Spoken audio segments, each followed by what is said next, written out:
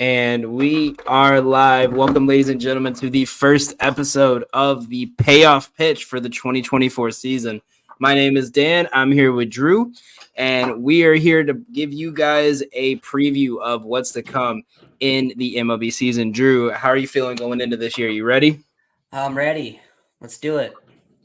All right, man. No, I think this is going to be a fun season. We saw a team who's never won the championship win the series. We saw a year where there was no Astros, no Dodgers, and I thought it was a lot of people didn't like it, but I thought it was one of the most fun World Series, especially seeing like rookies like Corbin Carroll, and then you got Seager and Simeon kind of proving their worth. Everyone was questioning how much money they spent on the contracts. And I think we're gearing up to a great year, especially. I mean, everyone's talking about the Dodgers and the we need a salary cap and salary. It's ruining baseball. But I'm here. I get their points. I'm excited to see what happens this year because it means anytime the Dodgers lose as a Braves fan, it's a win for us. But with that being said, let's go ahead and we're gonna get right into it. Who's hot, who's not? Drew, what do you have for us to look forward to? Who do you think is going to be a team to surprise us this year? Well, I'll be honest. I think the Orioles are the big one right now. They're going through a ownership change, and yet despite that, they're putting money where their mouth is. They had a 101 win season last year. They won their conference or their league. They won their division. Despite everybody picking, I think the Dodgers or not the Dodgers, the Yankees that win that division last year. And they came in out of nowhere. They've got some great young talent. Gunnar Henderson.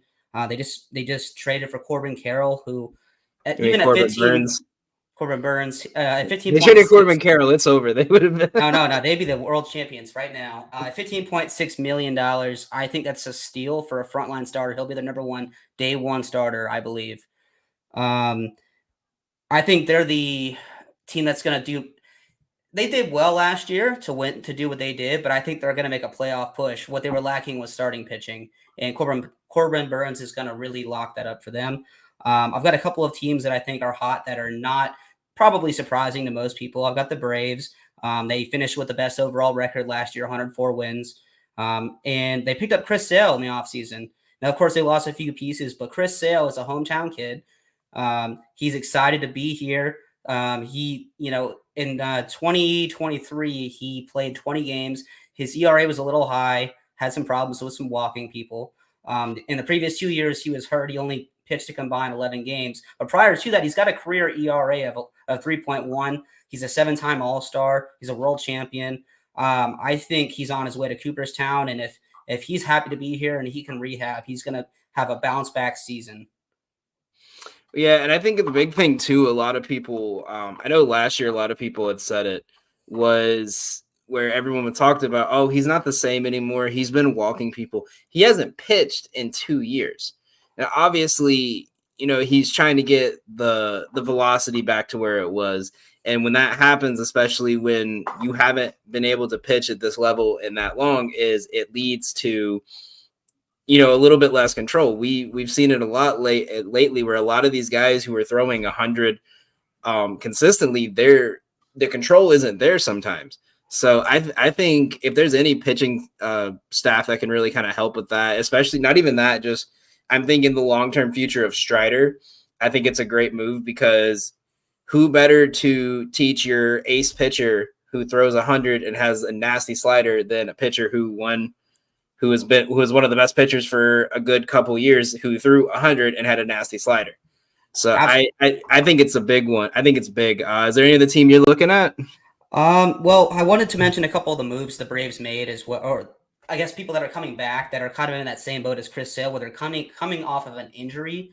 You've got AJ Minter, he's coming back, but then you've got Tyler Matzik, who missed all of last year with Tommy John surgery. He's known for throwing gas, throwing heat. So I'm curious to see where his control is going to be and what the velocity looks like. You've also got Huascar Ynoa, who's coming back. He missed all of last year as well. So I think he would be a great addition to the team. My last team is obviously going to be the Dodgers. I mean, they're the winners of the offseason just by the nature of the two players they got.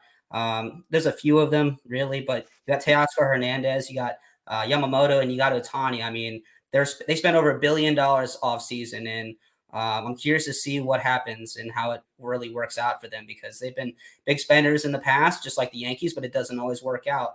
I wouldn't call Atlanta a small market team by any means, nor would I call Philly a small market team, but they're not spending quite as much as these other guys are, and they've got chips to show for it. So Yeah, I think you're right. I mean, I think obviously, I mean, like you look at the odds of like everything, like the highest odds of them to win anything or do anything is like to win the World Series. They're still like nearly at like a minus number. I mean, they're projected the most wins this year. I think it's at 105.5 last I looked. But I mean, yeah, I think the crazy thing is that's just such a tough division to play in, regardless of who's on your team. And we saw it last year when everyone thought, okay, we got the first year of the Freddie Freeman experience. You know, let's see what goes into this year. And then they struggled the first month. I think the Giants and the Diamondbacks were the top two teams in the division the first month. Even the Rockies were out of last place for a good couple weeks. But I mean, that's one of those teams that they always kick it in right around June and July, like right around the All-Star break, they kick it into high gear and they dominate the division. So I mean, obviously that's a big one. One of the teams I'm looking at that I've been very high on them. I've not shut up about them for about 2 weeks. I already wrote 2 whole MLB articles over on our Substack channel about them. Kansas City Royals, I think, are going to surprise a lot of people this year. You have a team. Well, obviously, you have Bobby Witt, who is an absolute stud.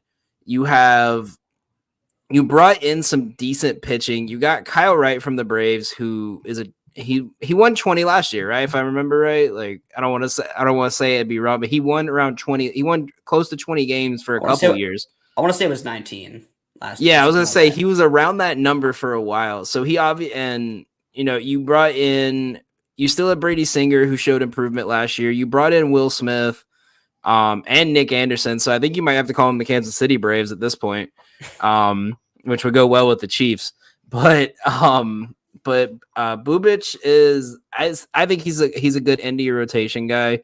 But the guy that I'm looking at the most this year is Cole Reagan's, the guy they got from Texas in the Chapman trade. Because if you look at his numbers last year, his ERA as a whole, it didn't look like he had a good year. But if you look at his numbers from like pre-All-Star, pre-trade to post-trade, his ERA went down significantly. I actually have it right here. I'm gonna pull it up on the screen. If you look over here on the right, he had a 5.9 ERA in the last game he pitched in, where before he got traded in July. As he went through, he gave up 1 or less runs in 7 of his 9 games he pitched. He finished the season. He went from a 5.9 to a 3.4 in 5, 6, 7, 8, 11, 12 games. So he's obviously got the potential to be a stud. I think it's going to be a really great year for him. Another team, I hate saying it. I was mentioning it to you before that I think might come out of the gate kind of strong this year with the new coach and everything, is going to be the New York Mets. I think a lot of people are doubting them. I think it's going to be a sneaky year. I hate saying it because I hate the Mets with a passion, but what better way for the Mets to kind of get themselves back by a division where everyone's focused on the Braves and Philly. And then we see it from the Marlins every year where everyone's focused on New York, Philly, Atlanta. And then all of a sudden, wait, how did the Marlins get 78 wins? Like I think that's the kind of season you could kind of see from them. I think all the hype around how much money they spent is going to slowly kind of die down. And they're just going to go back to being the other New York team now that Soto's in the Bronx. I think they could have a push for a wild card this year. But I don't know. What are your thoughts on that? I'm curious to hear. Well, one, as a Braves fan, I hate everything you just said. But no, I'm just kidding. But Also, just keep in mind that the Marlins get a lot of those wins every year from the Mets, so just remember that part. That is true. The Mets and the Nationals are like 50% of the wins in the at least division. So I don't know. I mean, they brought back Alonso. That was kind of inevitable. If they didn't do that, they were just directionless. I still think they kind of are. They've got a lot of talent, obviously, in Lindor. Um, you know, I think the problem has always been, at least in the last 3 to 5 years, um, really they not the talent level that they have. They spend the money, they bring in good people. A lot. The issue is talent evaluation at some level. I think a lot of times they bring in players that are over the hump and they overpay them. It's kind of the New York way. The Yankees have done the same over the years. They just don't care if they miss on somebody because they just have more money. You know, um, in leadership, but by no means is Buck Showalter a bad manager. He'll be in the Hall of Fame someday. You know, but how do you get a bunch of young kids to listen to an older man? You know, they seem to have their own agenda, and so Well, they fired Showalter, remember? I do, but until I see how they mesh together with this new manager, I'm gonna hold my breath from saying that they'll improve. I mean, how many did they win last year? Let's see. I mean, the Mets haven't been really relevant for a long time. They'll make the playoffs here and there, but they haven't won a chip since '86. I'm So, trying to pull it up now. I think they were um right around where they're projected. They're projected around 82, 83. They finished at they finished at 74 and 87. so 82, 83 is potentially a wild card berth. Because I think Arizona had 83 wins or something like that last year, and they made the wild card. No, it was the Mm-hmm. I think the lowest wild card in the NL had 73 wins. So Yeah, you got let's or see, 83 wins. Cubs were at 83. The wild card was It was Florida, right?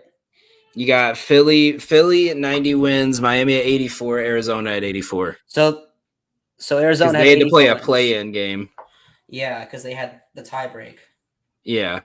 That's right. Uh, I don't know that I necessarily buy it, but I think that they'll be better than last year for sure. I mean, the message kind of gets stale in the clubhouse after a while. We'll see. Right.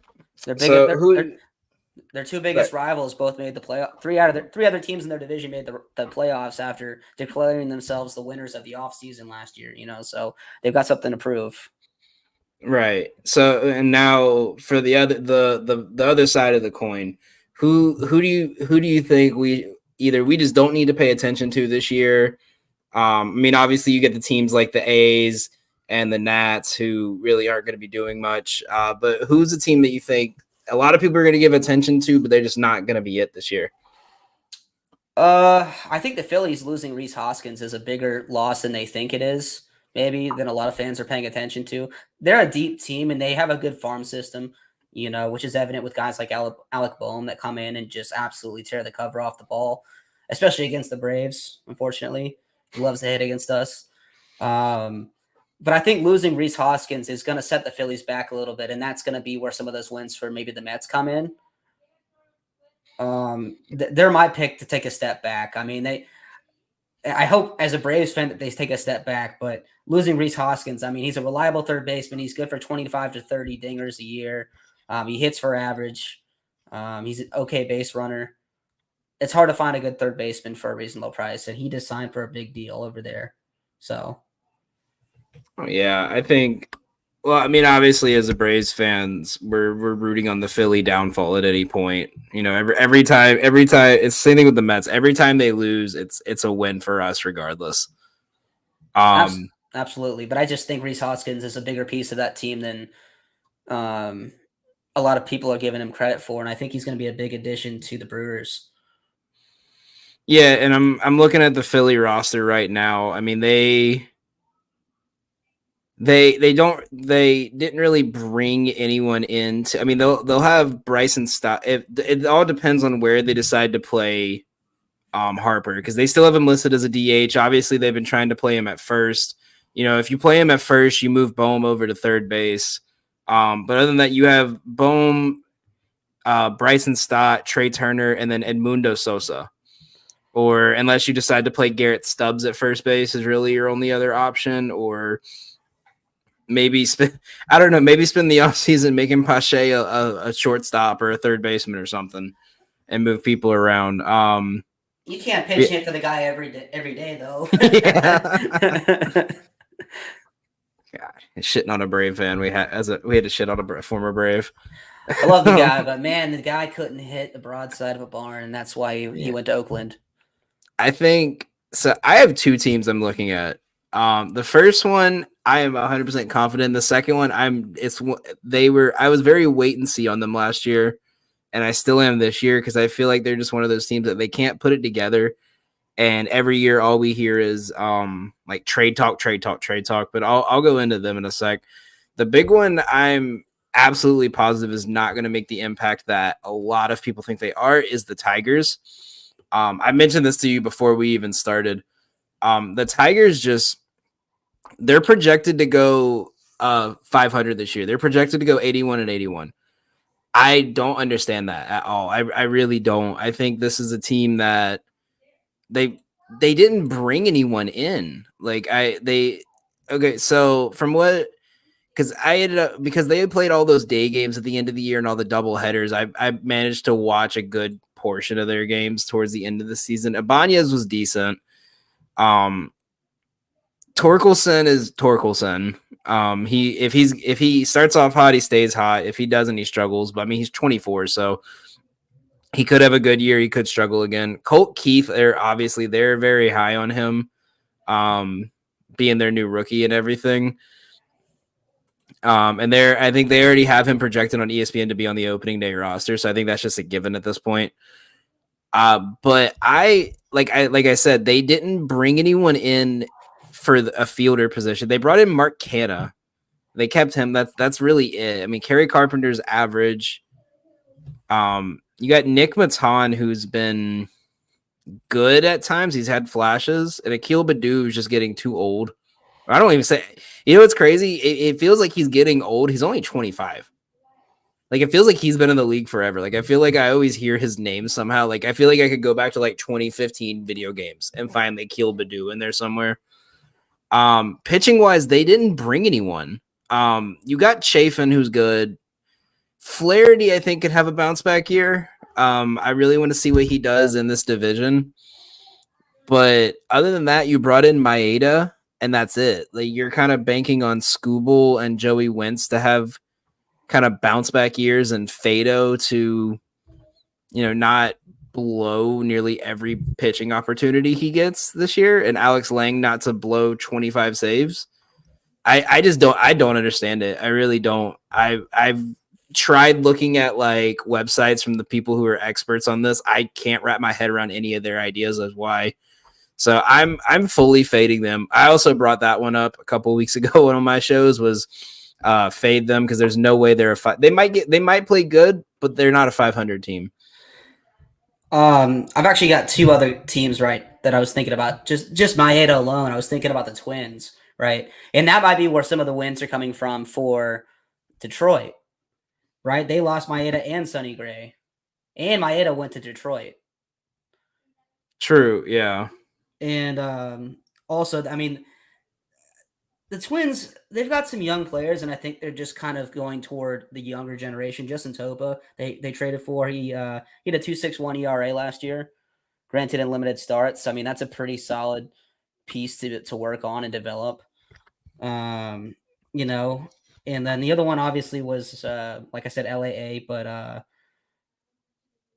I just don't know what they're going to do. It's one of those things. Like, it's like, I mean, it's like watching. It's literally watching a Hall of Famer who he doesn't want to leave the team. They don't want to trade him, and they can't find because of his value. The thing is I think they screwed themselves because if they were going to trade Trout, his market was 3 years ago when they first got Ohtani, and that's the crappy thing is you were gambling with the. Hey, we could get a bunch of prospects enough to show Ohtani, hey, we have 6 or 7 top tier guys that are going to be ready by the time you sign this next contract. But you stuck with Mike Trout because at the time it was the right thing to do to stay with your, because he was playing amazing. He was playing MVP level, and then he gets hurt. And then he's out almost the whole next year. And then he's out almost the whole next year. And now, if a team's trading for him, you're trading your future for a hope that he plays like he did. The first thing I'm doing, if I'm the GM of the Angels, I'm firing the training staff because everyone's always hurt. Like every week, there's someone who's out for the season.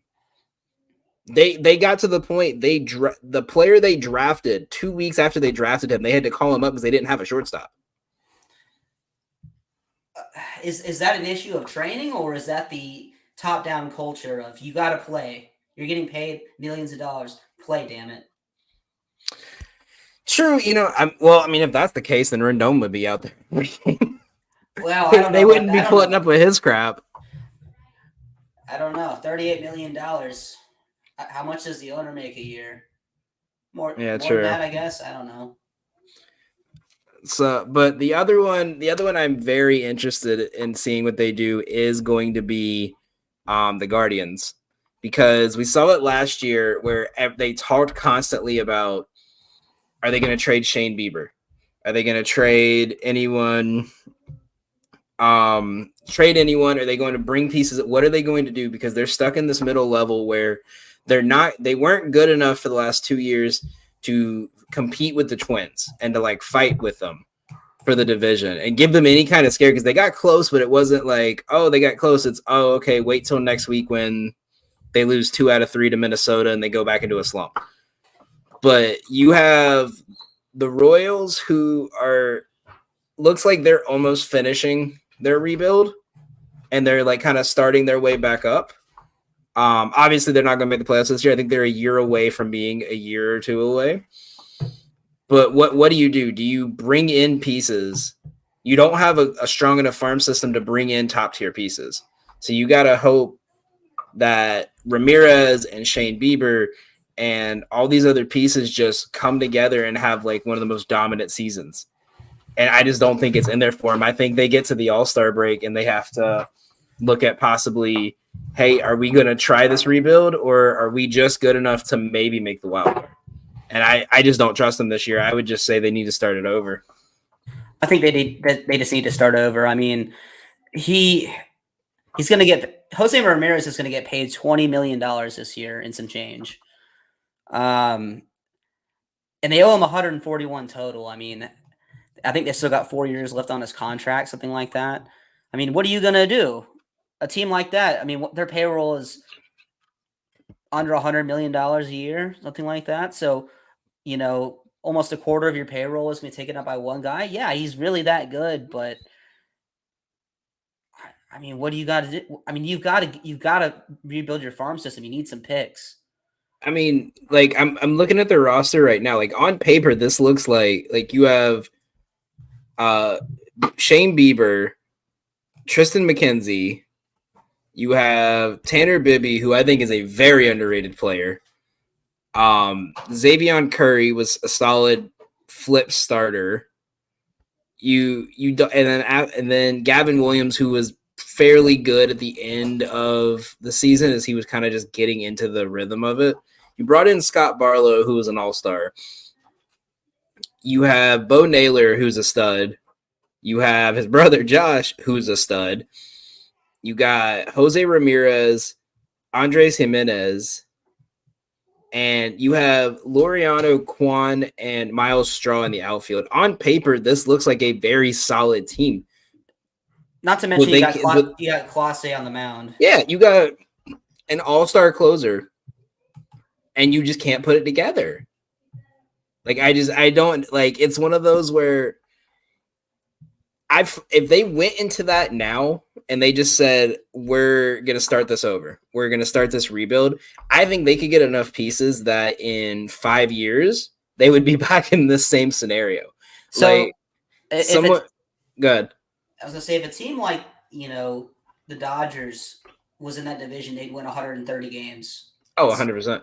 I mean, those teams can't even beat each other, and it's always a battle between the White Sox and the Twins and the Guardians, and the the White Sox are not even going to be relevant this year. They're going to probably win 60, maybe 65 games. I don't know where the over-under is right now, but so it's really always just you said Detroit might be in there. I think it's the battle of the who cares. It's cannon fodder for some other team in the playoffs. Someone put up on Twitter the other day. I wish I saved it. Someone said that the Guardians are the Tampa Bay Rays, where they just can't seem to keep the same players over and over, but except they can't do it successfully. Well, the difference between those two teams is that Tampa, I think, I mean, they don't even open the upper deck. They're a constant playoff team. They win the division a lot. They're a top 2-3 seed every year, and they don't even sell tickets to the upper section of their stadium most of the time because the average attendance is like the lowest in the league. Besides, move the team to Montreal, please. I mean, Miami has that problem, but that's just because Miami doesn't really care that much about putting out a good on-field product. They're more about making money and. Well, yeah, the stadium's like catered to like, hey, come to the stadium and do all this stuff, and don't worry about how bad our baseball team is. Don't focus on that. It's completely like a social event. It's a play. It's like going to a club in LA, but it's Miami. There's a nightclub in the stadium. Oh yeah, like it's. But I think 77.5 is a good line. I think this is that team that they're just gonna finish right at like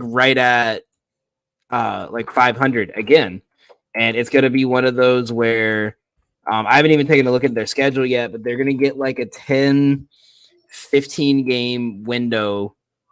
But they actually finished in third. Detroit finished in second last year, thanks to like a very hot streak at the end. But I think I think this is one of those teams where they're gonna get like a 2-week stretch of like Oakland, the White Sox, the Nationals, and the Rockies, and they're gonna like go from like 500 to like 10 games above 500, and then they're gonna have another stretch where it's Baltimore, Minnesota, New York, both New York teams in LA, and they're just gonna get smacked again, and it's gonna go back. Like I feel like they just can't stop flip flopping. So, do you want to lead into our division winners? Yeah, absolutely. Let's go ahead and do that. So, all right, let's start with the East. Who do you got? National League East. Yeah, let's do National League and AL. Who do you got for each division? Well, for the NL East, yeah, I'm a Braves fan, but I think by far and away last year the best team, at least in the regular season, in all of baseball, was the Braves, and they really didn't lose much. I mean, they declined, the option on Eddie Rosario, but then they brought in Jared Kelenic. Eli White was a solid bench player, and I think he and Kelenic are going to platoon off the bench, depending on who's pitching that day. And both are average defenders, but solid bats. I think that, you're getting, like I mentioned earlier, you're getting a lot of pitching back, especially in your bullpen. On top of what was already a really strong bullpen, you get guys like Enoa back. You added Reynaldo Lopez, who could be a long reliever. He's been a starter in the past, and he could probably have spot starts if we have injuries along the way. And I mean, he throws gas. Dude throws like 100 miles an hour. So I've got the Braves in the NL East. As far as the AL East is concerned, like I mentioned, I think it's got to be the Orioles. It's got to be the Orioles. I mean, they have the best young talent, and they just signed the best for. I think that Corbin Carroll is, if not the best, top 3 starting pitchers in all of baseball when he's healthy. Burns. Corbin Burns, yes. I'm gonna keep a Corbin Carroll, Corbin Burns counter sheet on the bottom for the whole season. But Corbin Burns is one of the is at worst a top 3 starting pitcher in all of baseball, and they've got, like I said, they've got Gunnar Henderson. They've got what's his name, the catcher? Wow, Rutschman. Yeah, they got Adley Rutschman. I mean, he was the number 1 prospect coming out of college by a country mile when he was at Oregon State. and he's certainly lived up to it. I mean, his pop rate is right up there with the best of them. I mean, we always like to talk about Sean Murphy here as Braves fans and his pop rate, right? Or his pop time, how fast he can get up and throw a guy out. But Rushman is right there. He's a split second behind him, and he's younger. He's under team control on his rookie contract, and I think the Orioles are going to be good for a long time. Yeah, I like that. I'm with you on that. The one player I'm really kind of like he's who you need to watch out for this year on that team is Anthony Santander. I feel like just because of how good that team, and it's not even that, him and their bullpen are two of the most underrated things on this team. Because yeah, everyone talks about damn cat won't shut up. You got, I mean, obviously Kramer is like that weird pitcher who like you don't understand how people can't hit him, and then you watch him play, and you're just like, holy shit, how did he just get 8 strikeouts? And Grayson Rodriguez, Dylan Tate are both solid pieces. But you have Felix Bautista, and no one ever talks about him. Everyone's like so focused on Jackson Holiday, and now Corbin Burns is pitching. Like I feel like everyone forgets Felix Bautista throws 102 miles an hour with control, and no one can hit him. Like it, and I think he's gonna have another great year. But Santander and Austin Hayes out in that outfield, they might be another team. We could call them the Baltimore Braves. They got Sam Hilliard. They went and got who was it? They got someone from the Braves. Oh, they got Kimbrel and they got Tucker Davidson on their team now. But I think they're studs. I think Jordan Westbrook is going to be a good player. It's going to be called up probably in like June, maybe. I think they have too many good pieces for them to call him up now. But they're studs. I think that division's too close. I think it's going to be again like we're going to have 3 teams fighting going into the last week of the season. But for the NL East, obvious same thing. I got the Braves. I have it going just how everyone normally has it. I have Braves, Phillies, Mets, Marlins, Nats. I just think that last year could have. I just don't see the Marlins kind of putting those numbers up again. I think they were just riding off the fact that Arias was going through a record-breaking season. But I just don't think they have, and I don't think they have it. They always go up a year and then make the playoffs, and they struggle for 2. So I think this is a struggle year. Oh yeah, last year when it comes to Arise, the scorekeeper before he even comes to the plate is just putting a single on the scorecard. Right? Yeah.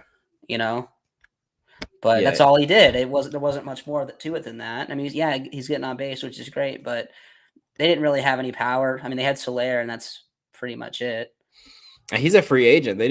He's still available. So, I mean, I would love him coming back to the Braves, but I think he demands he needs too much money, and he's earned it. Like that's the thing. It's not like Tim Anderson asking for like 10, 15 million a year. Like this guy's earned his contract. Well, we don't need a DH. We have Ozuna, so yeah, exactly. From the Braves. Ozuna from the Braves. That's right. So going into the Central,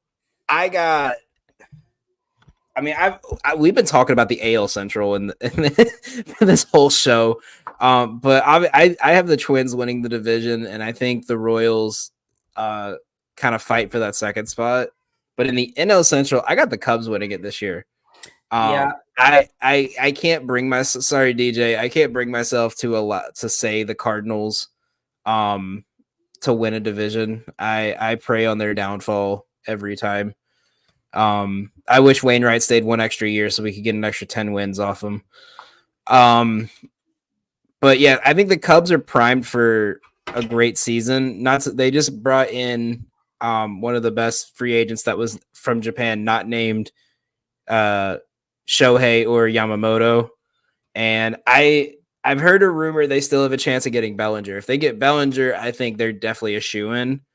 But I'm high on the Cubs this year. I think the Cardinals, they just have the pieces, but I think this is a year like for them to like get everything together before they make a push. Yeah, I agree with the Cubs pick. I'm curious to see though what the new makeup of the Cardinals is in that division. Without Molina and without Pujols, what are they going to look like? Because of course they were the grizzled vets, but Molina was there forever. I'm curious to see what it's going to look like. What I guess is this their version of the well, I guess not quite yet. It can't be, but their version of like the baby Cardinals. I mean, they've still got Goldschmidt and they got Arenado at third base, and those guys are just an automatic. I mean, they're gonna get on base. It's what's around them that's the question mark. How are they going to respond behind the plate? That was a big part of their defense, even at the end. I think the Cubs they're they've got a lot of experience. They've got some grizzled vets mixed with young inexperienced guys. You've got your Dansby Swanson, right? For example, he's a world champion with the Braves. He's one of the best defensive infielders in the game today. He's a leader in the clubhouse. I really like that pick. As far as the AL Central is concerned, I already mentioned kind of what I think. I think it's kind of the battle of the who cares. It's basically they're all fighting for their chance to get destroyed in the playoffs and be a first round exit. But in that division, I do have the Twins as well, despite losing some pieces. I just think that none of the teams in there really inspire any confidence. So even if I'm wrong about that, again, they're not. I don't think the winner of that division is going to make any noise, and their second place team isn't going to have the record to make a wild card push. So Yeah, and I think with the Cardinals, at least in my opinion, like I feel like we like the last couple of years, all every year it's like um a reunion special, like an episode where like everyone from when the show was great comes back and he's like, "Hey, remember me?" Like Lance Lynn, who I'll give him credit. After the Braves smoked him last year, when we got the 7 runs off him in 4 innings, and then the Marlins put up 8 on him in 4 innings. He pitched really well for the rest of September. I mean, he gave up only his ERA went from a 6 to under a 5 in just 4 games, and big games they needed big wins to keep San Francisco out of the playoffs and to shut out San Diego. I mean, he threw 6, 7 innings, only giving up 2, 3, 4 hits each. I think he's got some. I don't want to. He's got some kind of promise going in. I mean, Liberatore, I think, is gonna have a solid year. But the big two names I've been Sonny Gray signed with him over the Braves. I'm never gonna forgive him for that. And Kyle Gibson he just didn't have a spot in the rotation last year, and they brought in like Kenyon Middleton, Tapera, who I just thought he was decent on the Angels. I know Lydia's gonna kill me for that comment because she hates him, but I thought he wasn't too bad. Like, I feel like they're this team that's just missing like that one small piece, and they just haven't figured it out yet. And maybe it's bringing back, Lance Lynn and Matt Carpenter, and maybe they'll remember the good old days and they'll just absolutely dominate. But I think there's too many young teams that when we get towards the end of like July, we're getting the last 2 months of the season, and they got too much energy on these guys. maybe Sonny Gray is just a competitor and he wants to pitch against the best, but otherwise, I can't figure why you would want to pitch against the Braves instead of for the Braves. He's a That lineup is bastard. That's what it is. that lineup is disgusting, man. I can't wait because if he faces the Braves this year, I'm gonna place like a huge long ass parlay that's just like Sonny Gray to give up like 10 hits, 8 runs, the Braves to win by 7, like just absolutely shit on him in the first 5 innings of the game. Let's see. Hold on. Atlanta Braves versus. Say while you're looking that up, I'm gonna go over my my NL West. What I got, I have the NL West obviously is the Dodgers. Instead, I'm gonna do a team that's gonna make the playoffs because obviously everyone knows the Dodgers are gonna win this division. I think the Giants pull it out this year. I think they pull the second spot. Arizona could be riding a high and could struggle. San Diego, I think Machado is gone this year. He has an opt out. I think he's got one more opt out in his contract. I think this is a spot where he would just he either demands a trade or they request a trade, or someone just gives them too good of an offer and they can't pass it up. And they just try to rebuild around Tatis and Musgrove. But I think the Giants built a really good roster, and it's one of those that if you unless you're like really following them, you wouldn't have noticed it. I mean, they brought in what's his name, the outfielder, Jung Hoo Lee, who if you're an MLB the Show head like me, he was a beast. Conforto, I think, is going to have a good year. They brought in a lot of these kids that are from the West Coast. Luis Matos, I think, is primed for a good year. Yastrzemski's always been average. But Tayro Estrada and Marco Luciano in the middle of your infield is going to be fun to watch. And I am so excited to watch it this year. I mean, the Giants are a great team. They're always well managed. Hell, a couple years ago, unexpectedly so, they won 107 games. It's a franchise record. And then they fired Kapler. But anyway, that's another conversation for another day. We can go on and on about that. I mean, I like what they've got. They've got some good players over there. They got a good young pitcher in Logan Webb. You know, I really like his stuff. He's a true number one ace. When he pitched against the Braves, he totally torched us. We couldn't hit anything off him, and I like that pick, but I still got to go with the Dodgers. I mean, again, I hate the Dodgers. Like, full transparency, I hate them. I respect what they do because, you know, we Braves face them so often in the playoffs in key critical situations, and it's always competitive. But they've got a solid roster. I mean, they paid for it, and they're gonna pay for it. Right now, they've got Ohtani on a deferred contract, so this year he's only getting one. He's only costing the team $1 million, but after that, it's up to like $40-something million every year. You know, for the next, I think it's 11 years, something like that.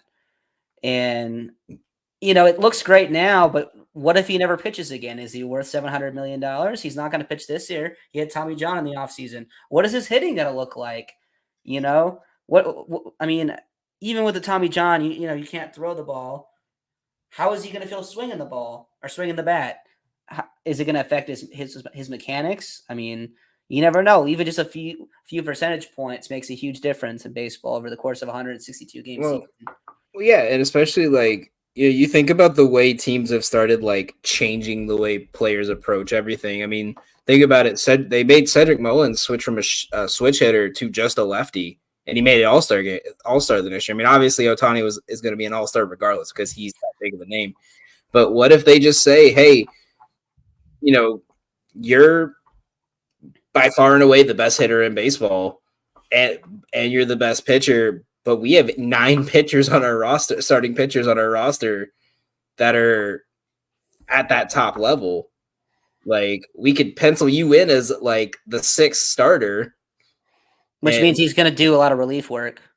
Or yeah, not even relief work, just like what they almost did with the Angels. Just instead of having to pitch every 5 to 6 days, just once every week, like just say, hey, we'll sit Yamamoto one extra day and have Shohei pitch today. Like, I'm not too sure. And the big thing, obviously, in the West to watch out for is in the West. Snell is still projected to go to some team in the West, whether it's AL or NL.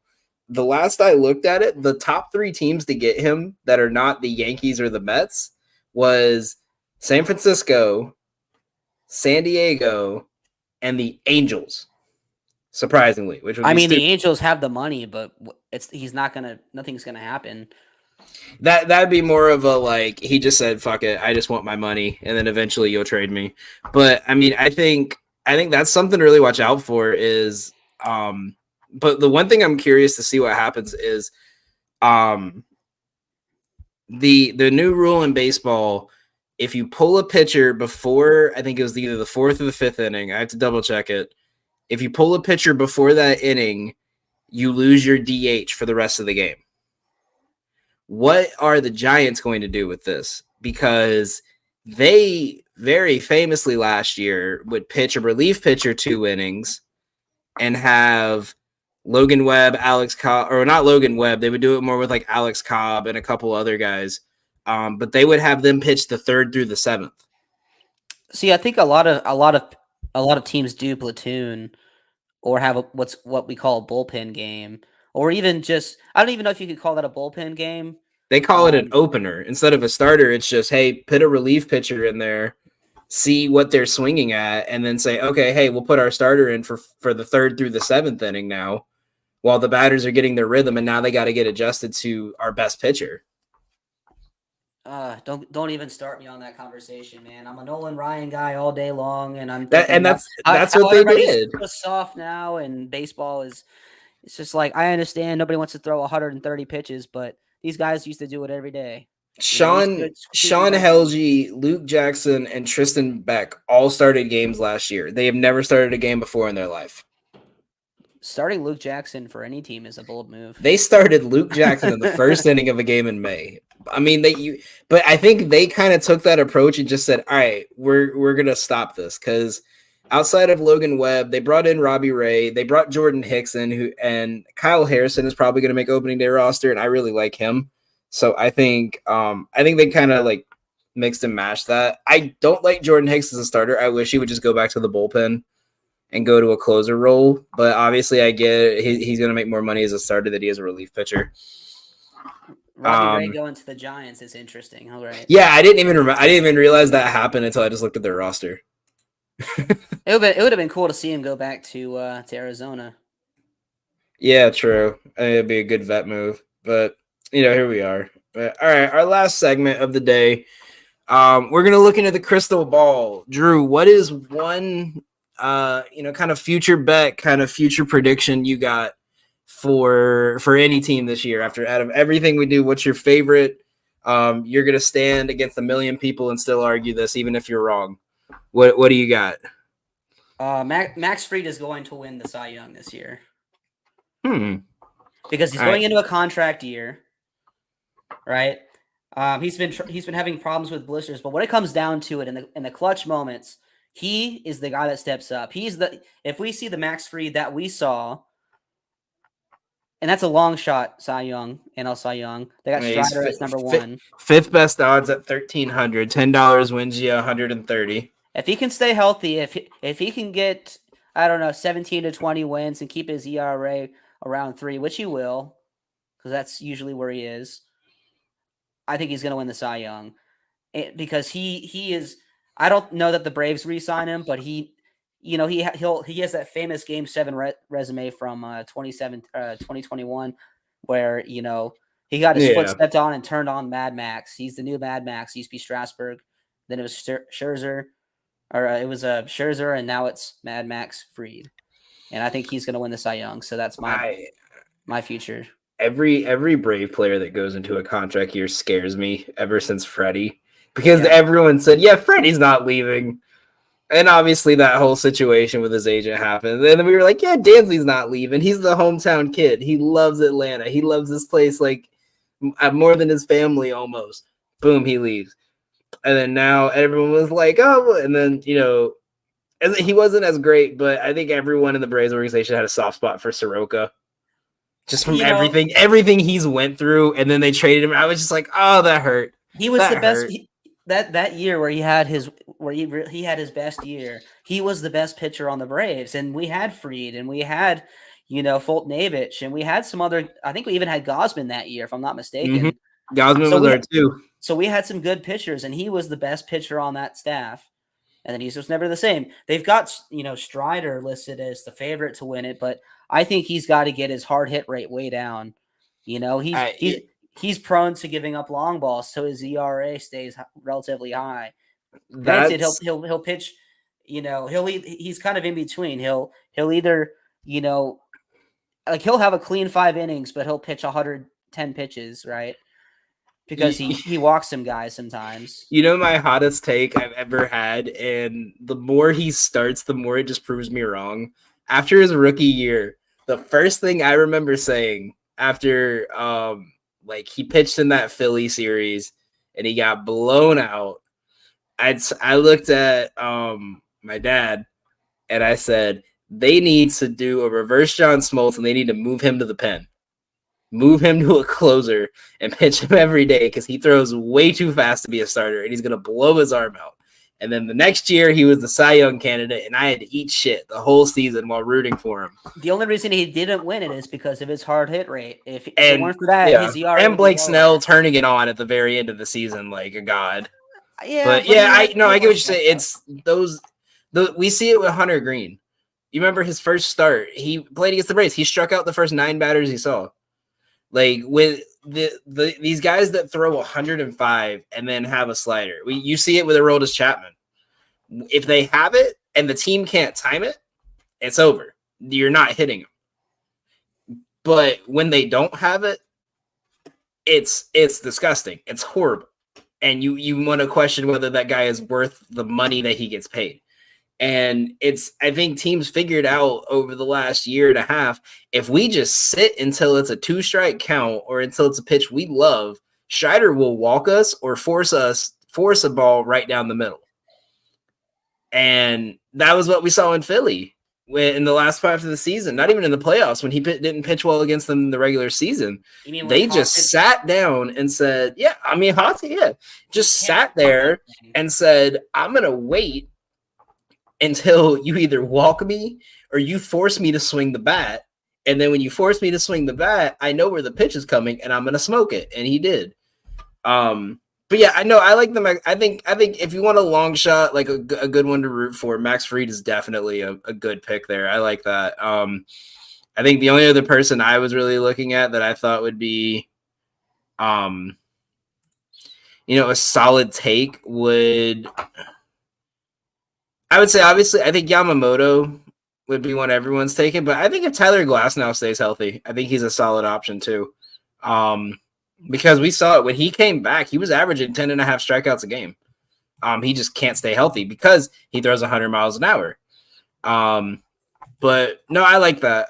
For mine, I'm going with, and I'm fading them again just because, not just because I think they're going to play bad this year, because I like I said with this team, I don't think they're a 500 team, but I do think they're going to have a lot of big steps this year. And it's the Detroit Tigers. I'm taking them to miss the playoffs. If you see right down here, I even popped it up higher on the screen here. The odds are minus 217, which obviously is not the greatest odds, but $10, $100 wins you 50 back.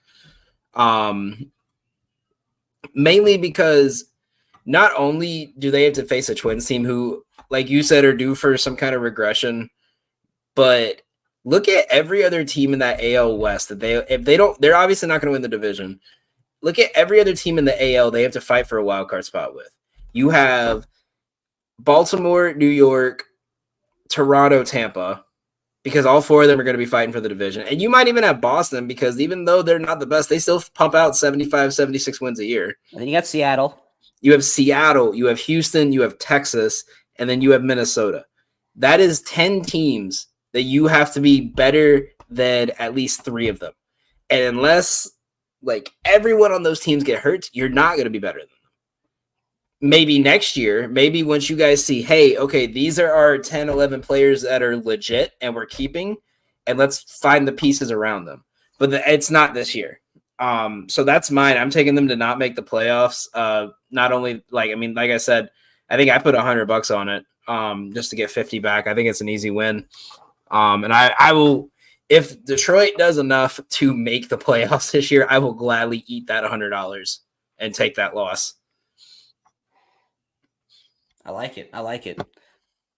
Yeah, I don't think 81 wins gets you a playoff berth anymore, even with the expanded especially playoff. not in the American League. I mean, you could justify like with how strong some of the top teams are in the NL, like there's enough of a gap that you could maybe hit that at 81, but when you have 5 teams fighting for the East, a single divisional title, and all going to be in the playoff race, you got to be better. Not only do you have to be better than 3 teams in your division to justify making it, but you have to be better than about 7, 8 other teams. There's just no shot.